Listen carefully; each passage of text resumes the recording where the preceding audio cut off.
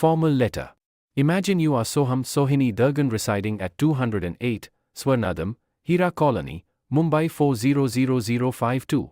Write a letter to the editor of a newspaper to create awareness about the role of sports in a student's life. Read the following snippet and write a letter based on it. Sports and games are activities which make a person more capable with a high level of efficiency. It removes the mental exhaustion and makes us capable to do any hard work. It improves blood circulation all through the body.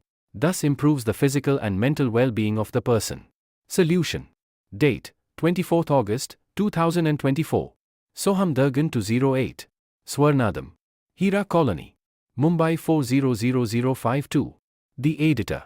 Times of India 108. Hanuman Nagar, New Heritage Colony, Mumbai 400289. Subject: the indispensable role of sports in a student's life.